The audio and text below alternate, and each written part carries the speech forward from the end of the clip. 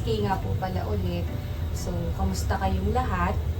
Ngayon ay linggo, naisipan kong gumawa ng vlog para makipagkwentuhan sa inyo, no? Mga alas 5 na ng hapon ngayon, makulimlim kasi katatapos ng umulan. At maghapon sumakit yung ulo ko kasi isang linggo akong first shift sa duty ko. So, 6 to 3 kasi ang first shift namin. Alas 4 pa lang gising na ako. So, talagang straight yun. Nag-day off naman ako ng Thursday. Pero ganun din, maaga pa rin yung gising on the next day. So, ano ba pwede natin pagkwentuhan ngayon? Kwento lang ako about sa history. Wow, history. History ng aking nursing career or nursing yung aking pag-aaral bilang isang nurse. No, parang tayo ng kape kasi medyo mainit dito sa terrace namin. Alam niyo na pag sobrang init tas biglang ulan, napakainit lalo. No. Ako ay isang graduate po ng BSN noong 2007. Isa po akong produkto ng paaral ng aming tiyuhin. So, kung hindi dahil sa aking tito na yon, hindi sana ako nurse ngayon, no? So, nagpapasalamat ako ng madami sa aking tito at sa buong pamilya po niya. Kasi naisingit pa nila ako sa budget nila sa hirap ng buhay ngayon, ha? Yun nga po, 2007, graduate po ako ng BSN sa university sa GMA Cavite. Tapos, graduate kami ng March 2007. By July 2007, nag-apply ako sa isang ospital dito sa Laguna. Isang primary hospital lang po siya. Hindi pa po ako registered nurse at that time. Parang naghihintay na lang po ako ng result ng board exam, no? Pumasok po ako bilang isang nursing assistant. Ang maganda naman po kasi dun sa pinag-workan ko na yun, primary hospital siya. Meron siyang operating room, emergency room, may outpatient department, syempre may ward din.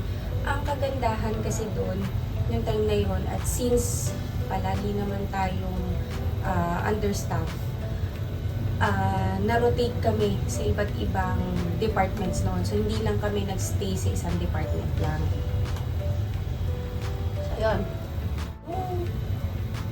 Nung lumabas yung result ng board exam, sa kinasamaang palad, hindi po tayo nakalusot. So, member po ako ng Retakers Club. Kasi, pero hindi ako agad nag-retake after nung June 2007. Nagpalipas muna ako ng 2 board exam nun kasi alam ko sa sarili ko hindi pa ako ready. Tsaka nag-e-enjoy ako nung time na yun sa trabaho ko. Kasi kahit MA nung time na yun, since nga paulit-ulit ako, tawag dito, understaff, nakakapag-rotate kami, nakakapag-assist kami sa OR, tawag dito, nakakapag-insert kami ng mga nakakapag-IV insertion kami. Tapos, minsan nagbibigay din kami ng mga meds, yung mga tablets, gano'n. No? Kaya, nung time na yun, hindi ako makafocus pa sa pagre-review. Pero, ayun, after nagpalipas ako ng 2 board exam noon, yun, nag-review ako. Nakapasa naman tayo noong November 2008. So, yun na. Nag-stay ako doon sa hospital na yun for 10 years. Kasi enjoy talaga ako, tsaka walking distance lang siya sa bahay namin. Siguro mga all in all nasa, 5 minutes, ang nagpapatagal lang yung tawid ko dahil may stoplight. So, after nun, hanggang sa after 2 years or 3 years ko nun, napastay na ako sa ER, naging permanent na ako sa emergency room. So, marami, since nung time na yun, yung hospital lang na yun yung meron dito sa area namin. Wala pa yung mga malalaking hospital, mga tertiary hospitals noon. Lahat ng mga emergency cases, lahat ng OR cases, sa amin na pupunta. Kaya nagpapasalamat din ako kahit na primary hospital lang siya. Ang dami kong natutunan sa institution na yun. Basic man siya hanggang sa mahirap na naibaon ko up to or until now. So after 10 years, mga 2017. Pero nag-decide ako mga around 2015, no, na mag-ibang bansa. Kasi nagka-family na ako noon, may isa na akong anak noong time na yun. So parang kulang yung kinikita namin mag-asawa. So parang nag-decide ako na mag-Middle East. Napili namin nun is yung United Arab Emirates. Tapos, parang balak din namin sana sumunod yung mag-ama ko pag nandun na ako. So, nag-take ako ng HAAD exam ng April 2017 hanggang sa nakapag-apply ako dun sa isang dito. Hindi kasi ako pumasok talaga sa UAE as tourist kasi natatakot akong pumasok sa isang bansa na tourist lang ako tas maabutan ako ng expiration date ng visa. So, nagtiyaga ako mag-apply as as a nurse dun sa UAE. Kaya medyo natagalan. Pero by July, hindi, nakapasa pala ako nung April 2016. Kaya nagka-diretso na. Tapos, mga araw, nag-apply ako, then nakaalis ako noong July 2017. So, 2 years contract lang yun. As a home care nurse lang. So, swerte din naman ako noong time na yun. Siguro mga 2-3 pasyente yung pinaglipat-lipatan ko, pero yung ending, naging swerte naman ako sa naging patient ko. Isa siyang parang 75-year-old na matandang lalaki na may Parkinson's disease, Alzheimer's, and so on and so forth. So, parang madali lang siya madali lang yung naging routine namin. Doon lang ako nagstay until dun sa 2 years na yun. Yung time na yun, before mag-end yung contract ko sa UAE, nagbalak na ako mag-NCLEX talaga. Nag-inquire na ako noon sa iPass, nagtingin na ako. Kaya lang parang sabi ko siya, parang kukulangin yung budget ko. Pero sige lang, nag-inquire na ako hanggang sa umuwi na ako noong October 2019. Tinapos ko lang kasi yung contract ko. So good thing, tinapos ko yung contract ko dahil nagsa-start na pala yung COVID noon. Nung umuwi ako dito noong 2019 na October, meron ng mga reported cases yata sa China noong time na yun. Kasi, nung the next year noon, March 2020, doon na nag-start mag-lockdown. Noong palang November 2019, pag uwi ko, siguro mga 1 week lang yung pahinga ko. Nag-train na ako agad as a hemodialysis nurse sa Bibron. Maganda talaga yung training ng Bibron. It's a 6-week training. 1 week yatang didactics, tapos 5 weeks na hands-on. Tapos meron pa kayong mga completion na example, yung initiation, termination, IG catheter, ganun. Tapos may graduation pa yon. So at that time, mga worth 15,000 pesos yun. Pero ang dami ko talagang natutunan.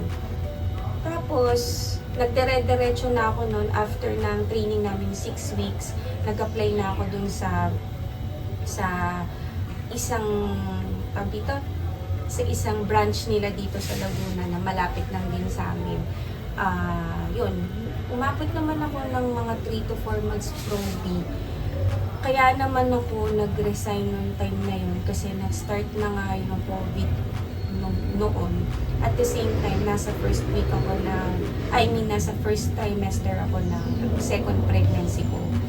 So sabi ni head nurse ko that time, sige, okay, magpahinga ka muna, mag-file ka muna ng indefinite leave since hindi pa natin alam kung ano itong nangyayari sa atin.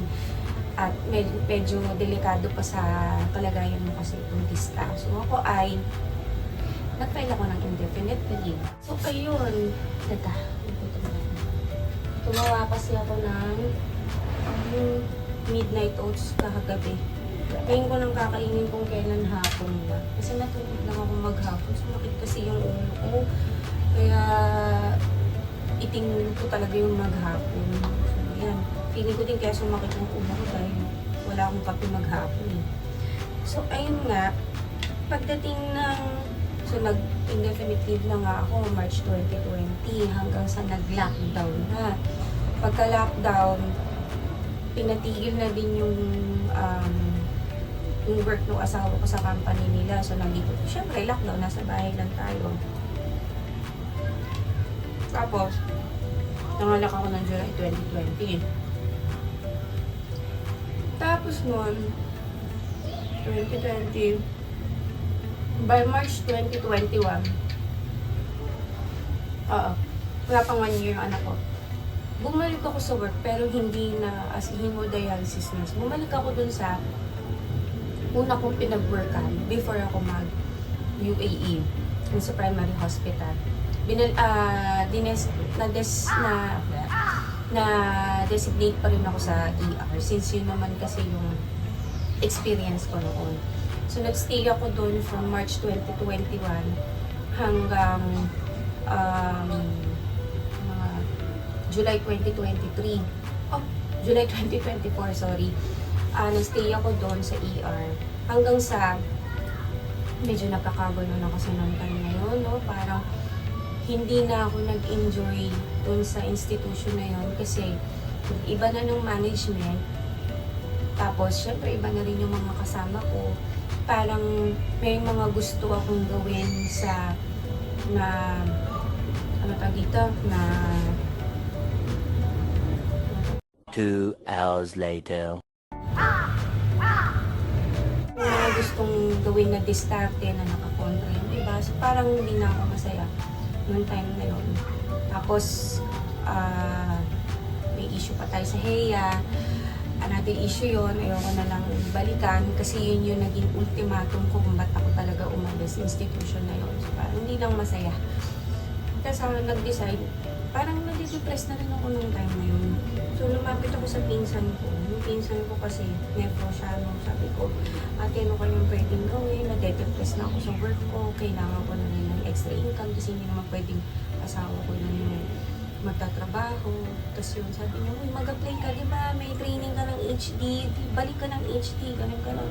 So, nag-recommend siya ng mga centers na pwede kong applyan. Nag-apply ako ng HD nurse. Malapit na naman sa area namin, mga pagbabilisan lakad, 7 minutes. Pag medyo nag-senti-senti ka ng lakad kasi naka-headset ka pat nakikinig sa music, mga 10 minutes to 12 minutes na. Depende din dun sa mga stoplight. Kasi stoplight alam mo yung 120 seconds kang mag-stop. Ang go mo lang 10 seconds. Ano yun? So anyway, ayun. Hanggang sa probi ako ng probi ako ng August 2024. Naging regular ako ng February 2025. Tapos yung boom. Ayun, hanggang ngayon, nandun ako nagtatrabaho. So, kailan ako nag-NCLEX? Nag-NCLEX ako ng August 2023. Nandun pa ako sa primary hospital. Malapit sa amin, no? Ang pinagpapasalamat ko naman noong time na yun, yung mga kasama ko nun sa ER. Pag kailangan ko bang mag-review, magbasa, tapos wala naman mga patients, hindi naman toxic. Sige kayo, mag-aral ka lang dyan. Tapos hanggang sa, ayun na nga, nakapag-take ako, kahit paano nakapasa tayo sa gulo ng buwan natin. Kasi nung time na yun, tatay ko sumabay pa ng ICU, naglabas-pasok pa sa ospital, hanggang sa hindi na niya kinaya, sumuko na siya sa buhay.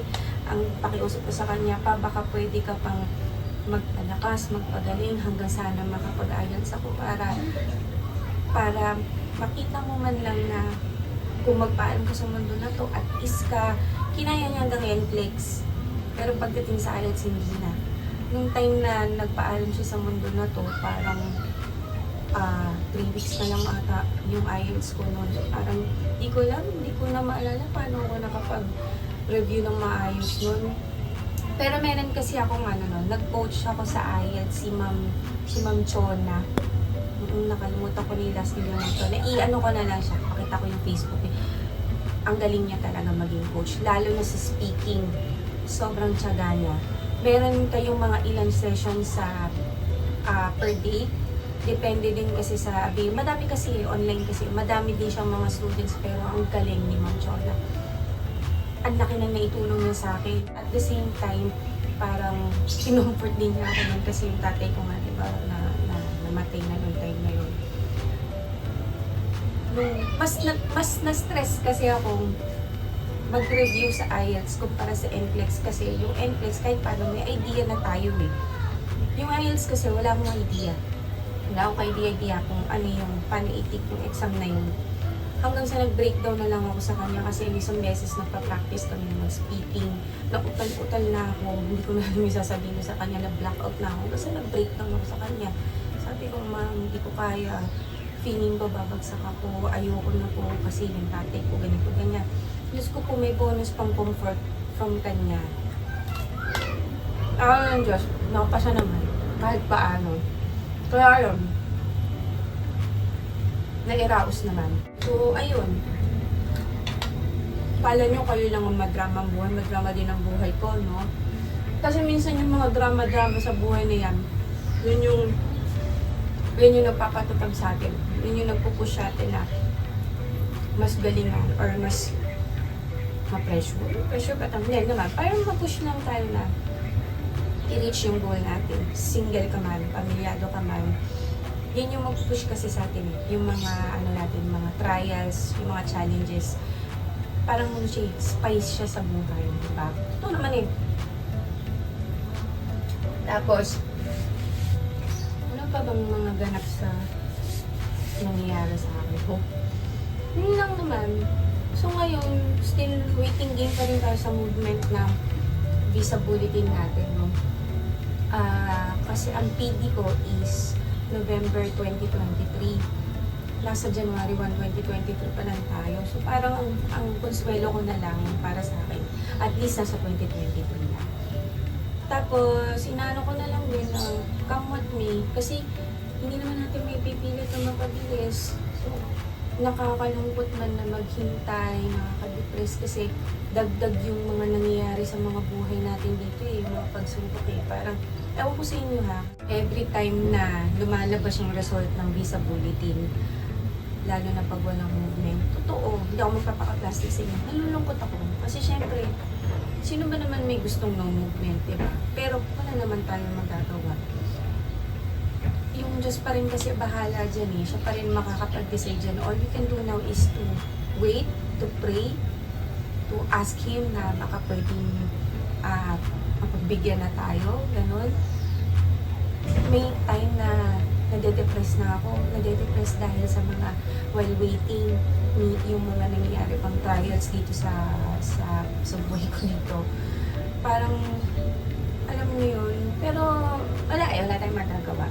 Sa ngayon, kinabibisihan ko, nagbabasa na lang ako ng mga books, yung mga katulong sa akin pag anxiety ako. Pero I see to it na sa isang araw, kahit 30 minutes, nagbabasa pa rin ako ng mga notes ko from sa online review ko ng NCLEX or about HD, anything. Kasi kilala ko yung sarili ko, may short-term memory ako, kailangan magbasa pa rin ako ng magbasa para lang siya ma-retain sa kukote ko. Lalo na kung may edad tayo. Humingi na nga ako lagi ng tulong kay Vitamin B Complex eh. Kaya pinatulang ko rin si Jinko Biloba sa TikTok. Kaya na akong wala akong budget. B Complex na lang tayo. Yung tig-dos lang sa pangbang. Anyway, natingin sa akin yung aso namin, yung alagan namin yung dachshund, Stocky. So anyway, ano pa ba? Yun lang, sa ating mga sa ating mga waiting na lang para mag-current yung visa bulletin. Wala eh. Sa isa't isa na lang natin makukuha yung lakas na loob, yung tiyaga, yung tawag dito, yung faith, siyempre kay God din. Pero sa atin na lang isa't isa makukuha yun eh. Magpalakasan na lang tayo ng loob, mag-i-cheer na lang natin sarili natin, nagdarating din tayo sa US. Ngayon din pala, binibisi ko rin sarili ko sa pag-nanood ng mga vlogs na yung ano yung buhay nila sa US, ano yung mga step by step na kung ano nung ginagawa nila para magka-idea ako. Doon na lang, binibisi ko na lang din sarili ko. So, ayun lang, no? Ewan ko ba kung ba't ko naisipan mag-vlog about sa buhay ko. Hindi, yun lang, may i-share ko lang sa inyo. Tapos, Next, siguro sa mga susunod, isi-share ko sa inyo yung ano yung direct hire na in-applyan ko, yung mga steps ko din doon na ginawa. Siguro, magkano na yung nagagastos ko as of now. Kasi, di ba may bayad dun sa ano, sa, ano ba yun? Hindi sa, nakalimutan ko na, ano ba yan? Basta, ikikwento ko na lang sa susunod ng mga vlogs ko, yung mga nangyari sa application ko. Sorry ha, narinig niyo yung dalawang anak ko. Ano yan eh, hindi makukumpleto araw nila na walang away. So, yun lang. Sana nagustuhan nyo itong short, itong vlog ko na to. Sana na tinapos nyo to. So, yun lang. Salamat sa panonood nitong vlog ko na to. Sana mag-subscribe po kayo. Tsaka mag-like dito sa aking YouTube channel. Nurse K po. So, hanggang sa susunod.